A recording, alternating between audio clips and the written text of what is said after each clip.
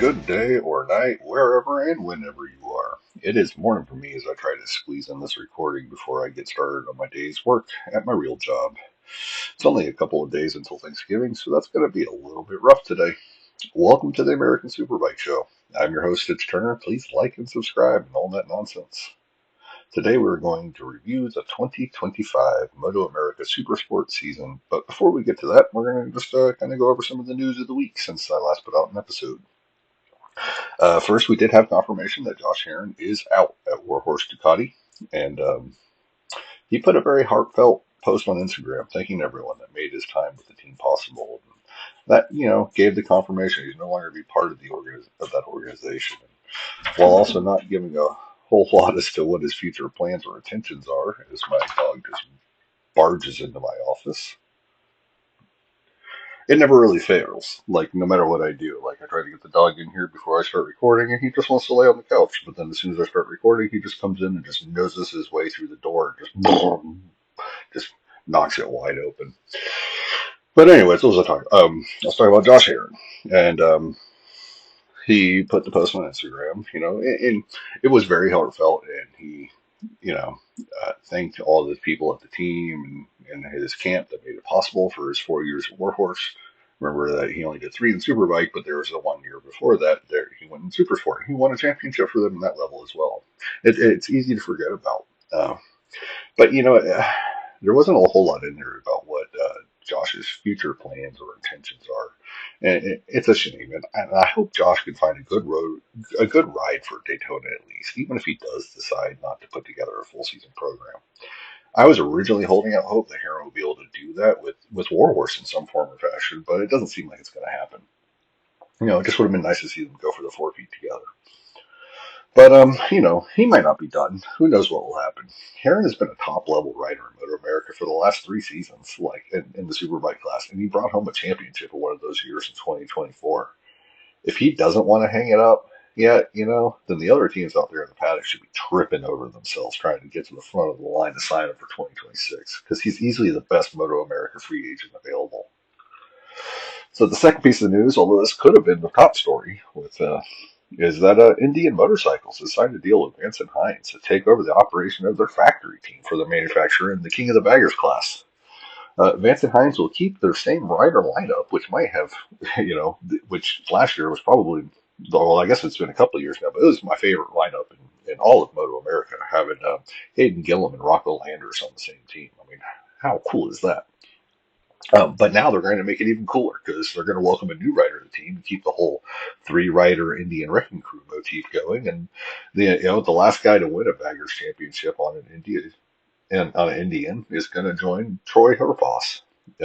This is a clear sign that Indian's not going to roll over. And good luck to the Bar and Shield in trying to hold onto that title. There's one downside of this news, however, to me, and that means that there's less available seats for the grid in the Mission King of Baggers for 2026. Last year, outside the old Indian factory team and their three bikes, and their main enemy and Harley Davidson, also riding three bikes. That was a total of 6 bikes. But we also had Vance and Hines with their 2 bikes, plus Saddleman with 2, and a couple of independent teams running in the Indian team, like SDI Racing running Cam Peterson and Kyle Ornsorg. I can't remember the name of the team off the top of my head that he runs on. But he's an Indian engineer, or excuse me, he is an engineer at the Indian Motorcycle Company. I should probably state that a little bit more clearly. now, but now, we had all these teams, and now with Vance and Hines and the factory Indian team kind of canceling each other out, it's going to reduce, a class even further that only had like 10, 12 bikes at some rounds last year, 12, 13. I'm just a little bit concerned. If we do start getting to the point where that number of bikes lining up to take the starting grid starts to get to less than 10, you have to wonder about the long-term viability of the class. It has been an intense and rapid ascension for the Baggers Championship to go from that, one race in its first season to 18 races in 2025. And I hope it just doesn't end up being a flash in the pan that goes away as quickly as it emerged. The racing is good, and if the racing is good, then there's a good chance I still want to watch it. Of course, another aspect of this announcement is that that means that Loris Baz and the man who I do believe has more bagger championships than anyone else, Tyler O'Hara, they're now both available as free agents as well. Uh, Currently, I don't think either has a ride in any class, so it'll be interesting to see where they end up. Moving on, episode 6 of Generation Speed is out and available to watch. Now I'm on episode 5 because I just watched the one with Ian Fraley, this focused on him. And I've just got to that one, I think, a couple days ago. I've just been stupidly busy lately. But it looks like this one is focused on Eldrader, so, I'm going to catch up pretty quickly. Uh, Something you may pick up on is that I'm highly supportive of female writers in our paddock. I want MotoAmerica to grow. And literally half the world is made up of women.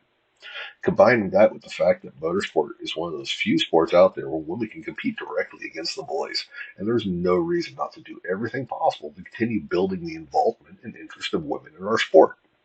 Plus, when you consider that, between my wife and I, we have 4 kids and 3 of them are daughters, you're damn right I want to see my favorite sport league do what they can to include them. So yeah, to me, Ella Dreyer, Michaela Moore, Kaylee Yakov, they're all big deals. I can't wait for the day that it becomes too hard for me to just pick 3 random names off the top of my head because there's just so many to choose from. So it's safe to say that I'm looking forward to getting to this episode.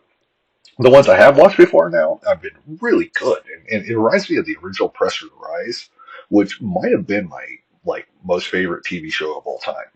And I say that to show that that's about as high as compliments I can give Generation Speed. So let's see here.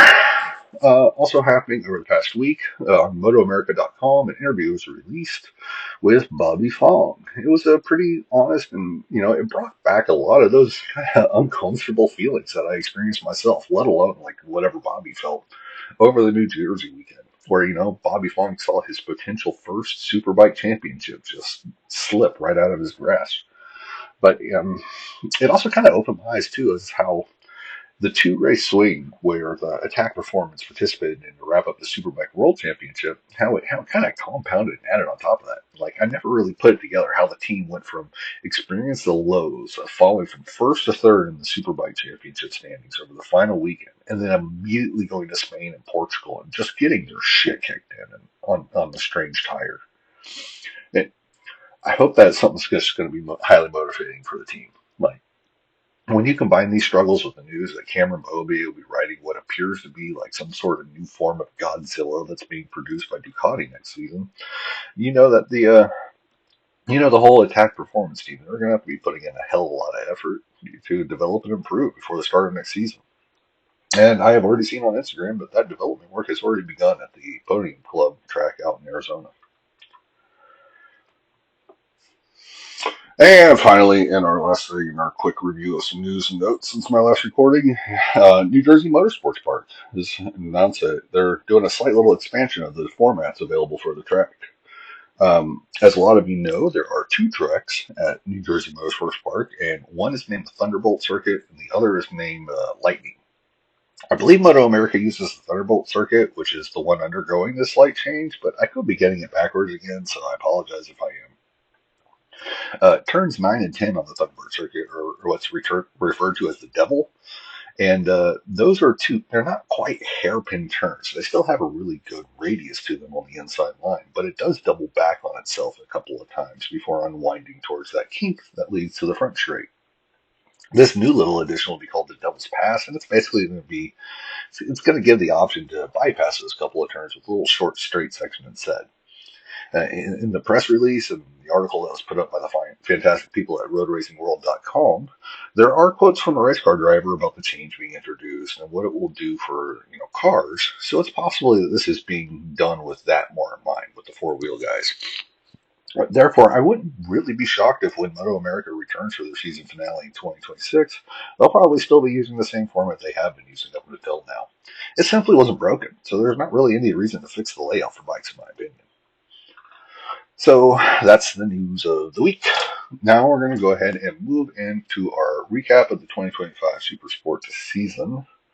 So Daytona didn't count in the standings. So I've just made a decision. I'm just not going to include it in the recap since and therefore the championship just did not officially kick off until April in Barber. For those first few rounds, it looked like it was going to be the same kind of knockdown, drag-out fight that the championship was the previous year between Matthew Skoltz and P.J. Jacobsen. After 3 rounds took place, excuse me. So 3 rounds took place before they visited the Ridge in June. At that point, each rider had 2 wins, and there were 1-2 in the standings again. But that ended, once we made the trek to Washington State, and that's because the South African Matthew Skoltz, man, he swept that weekend with double victories, and that began a stretch where Matthew won 9 of the final 12 races en route to his second consecutive Supersport Championship. Skoltz had 1 second place and 4 third-place finishes to complement those victories, and it created an astonishing stat to me, at least, where he was on the podium for a full 75% of the championship Supersport rounds this season on a brand new bike still under development. That's not too shabby. Second place in the championship for the second year in a row was P.J. Jacobsen. But it's not like he fell off a cliff, even though there was a larger deficit to the first place this year. That may be hard to believe with the dominance of the Yamaha R9 ridden by Matthew Skoltz for track racing, but PJ he was always right there with his Ducati Panigale V2, and that was run by the Ray Hall Ducati Moto team with XPEL this year. When Skoltz started off his run, to finish the year with a double victory at the Ridge, PJ put in second place in both those races, and he also had 15 podium finishes himself. That was just one shy of Matt. So PJ was right there, The biggest difference was that PJ just only had the 3 race wins on the year out of those podium finishes, while Skoltz had 11. Matthew and Strack Racing were just on another level this year. I think it's going to be a good thing for Skoltz and the class as a whole that he will not be returning for 2026 as they move up the Superbike. PJ's also returning to Superbike, where he was already a race winner as well. He's also moving up as a package with the Supersport team that he has been running with for the last couple of seasons in the Rahal team.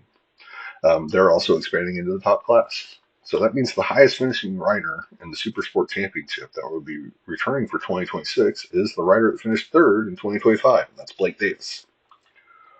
Before I get too far into his season, does anyone else just kind of sit around and think about what the MotoAmerica Superbike Championship is going to look like in, say, like the 2030s with riders like Blake Davis, Ty Scott, Rocco Landers, Kayla Yakov, Alessandro DeMario, Matthew Chapin, Henk Vosberg, both Avery and Ella Dreyer?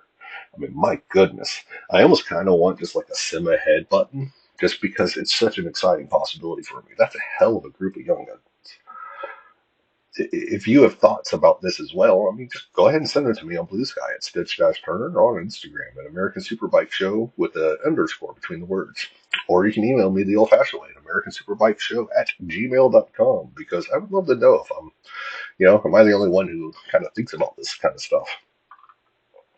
So Blake Davis, he finished third in the 2025 championship, and he'll be the highest finishing rider to return to challenge for the number 1 plate in 2026. I think 2025 was a little bit of a breakout year for Blake, and I think that a lot of that has to do with the new R9. Blake isn't a little kid anymore. I actually ran into him in Daytona this past year, and I couldn't help myself, and I did the fan thing, and I took a selfie with him. Now, I'm about 6'3". I used to just be 6'3", but I've had some problems with my discs in my back, and now I'm just a little over 6'2". I'm not quite I'm not quite as tall as I used to be. But standing side by side with Blake, he and I were pretty close to the same height. Definitely not in weight, though. I still probably weigh about the same as 2 Blake Davises, but we're about the same in height. Now, longtime fans probably know this, but every comic book is someone's first. So I should probably point out that the outgoing Yamaha model that was replaced by the R9, the R6, it just kind of always had this reputation of not being a very comfortable bike for the larger mammals, such as myself. With Blake hitting this growth spurt, I don't think he was able to stay as comfortable on the R6 as he had been up to that point. So the new R9 with its more open ergonomics was probably exactly what he needed. And the then 18-year-old Davis adapted to it pretty well. He opened the season with a 3rd place in race 1 at Barber, and that led to 9 more podium finishes on the year, with 3 of them being victories. This kid is fast. And I think he's not only the future for Yamaha here in Moto America, he's also, he's one that I think that I would put money on to be the next American rider that not only makes it somewhere on the international stage, but wins some races when he does get there. And to me, this is that guy and the team to beat, and he's on the team to beat now for 2026. Let's see here. The fourth place finisher in Super Sports for 2025 is a rider that has a chance to try and keep the Strack Racing Yamaha team from getting a third number one plate in a row, and that's Ty Scott. Ty's first couple of years in Supersport, they showed a lot of promise, and with a handful of race victories, helping to keep him at the pointy end of the field, it would be really easy to kind of look over the last two seasons that followed that and think of them as a disappointment coming after that initial promise. But I think it would be a mistake to think that way. I don't think Ty Scott got any worse in 2024 or 2025. However, the competition around him increased drastically. When Ty was winning his races, he was pretty much competing against one strong Warhorse Ducati entry and Josh Hayes and a handful of strong privateer efforts. Fast forward to the Supersport Championships of 2024 and 2025, and they couldn't be any more different than that. They have legit superbike race winners and championship contenders taking up what could be best described, they all, a couple of them that took what could be best described as just a step back in their career to kind of regroup and become parts of what were effectively top level teams using Supersport as an opportunity to rejuvenate before going back up to the Thunderdome that is Superbike.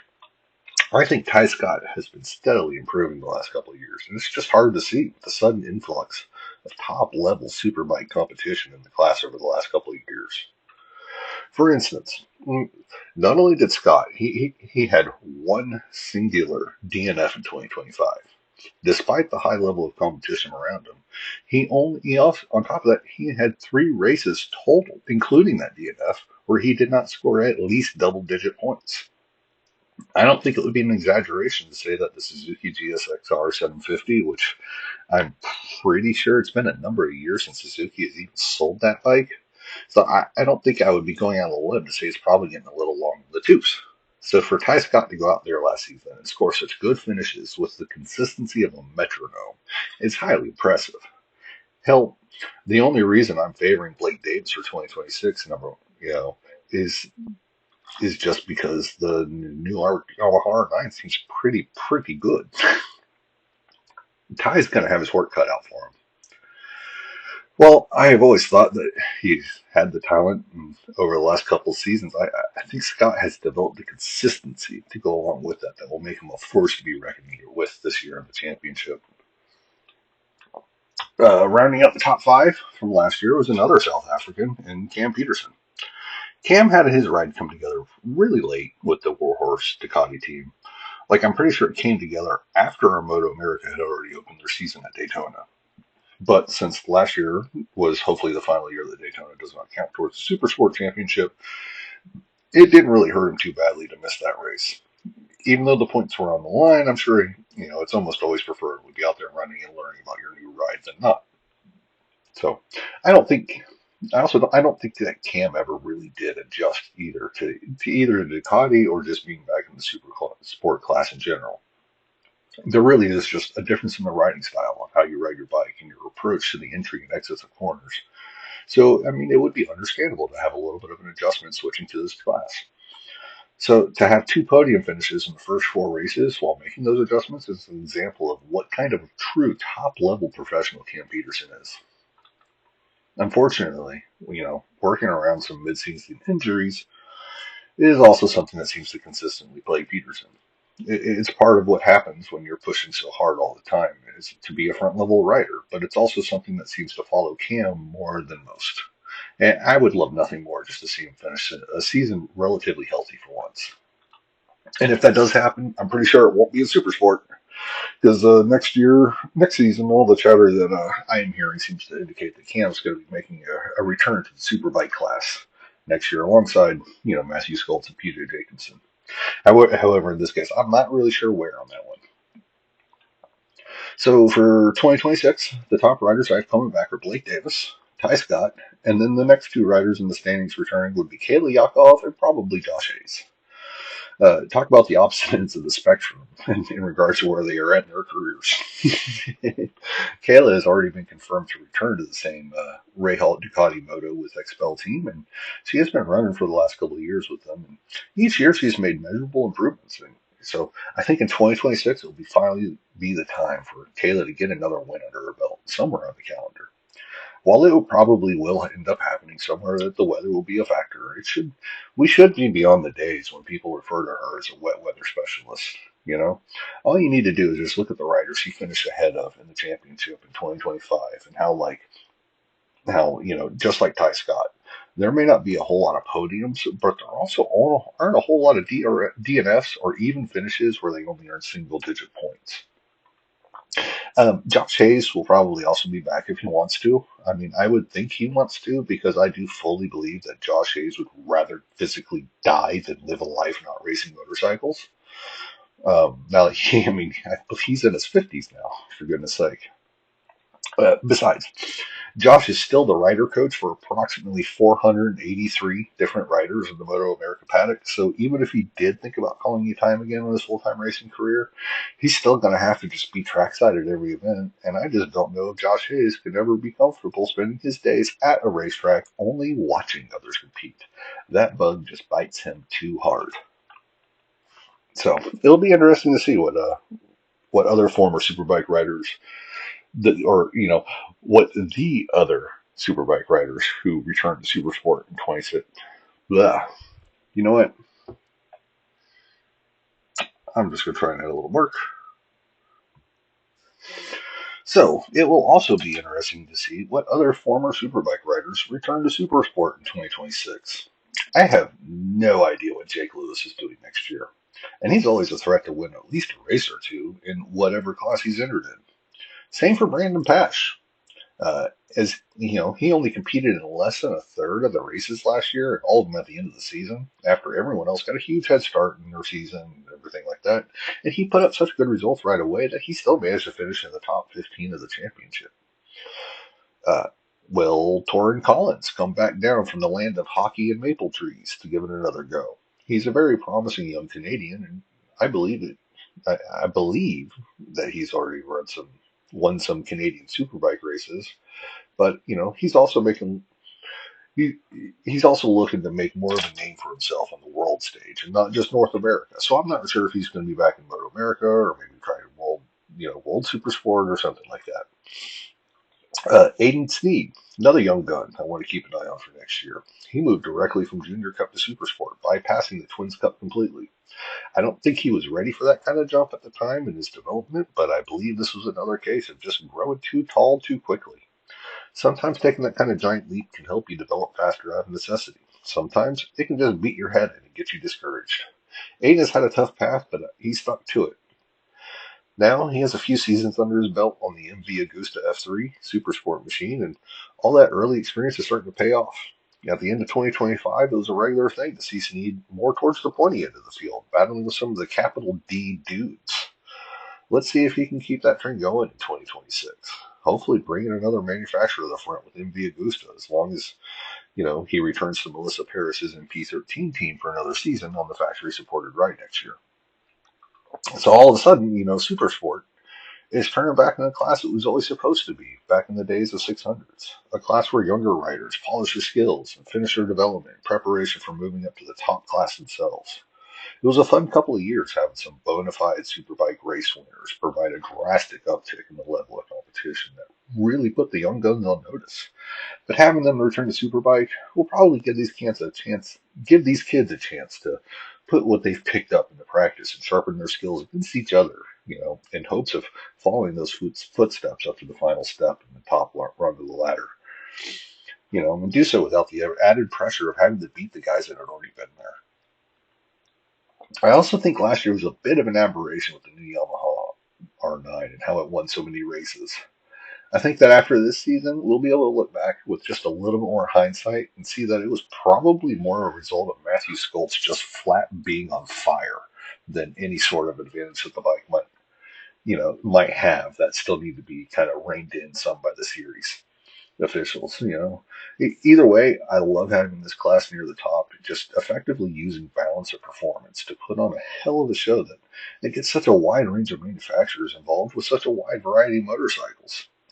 Soon, we should also be adding another to that list with KTM. I know they have a new super sport machine coming out, and I'm just not sure when it will be run in MotoAmerica or who will be running it. If I do find out any of those details, I will absolutely let you know. So before I go, I do want to take a second just to wish all of you a very happy Thanksgiving. I'm a softie for animals, so my wife and I were going to be going down to an animal sanctuary that day, and then before settling in that afternoon and evening for some football and dessert at my mom's house. However, you will be spending this holiday, I hope you get to spend it with friends and family that you love, and it's a good and happy time. And I look forward to talking to the rest of you guys soon.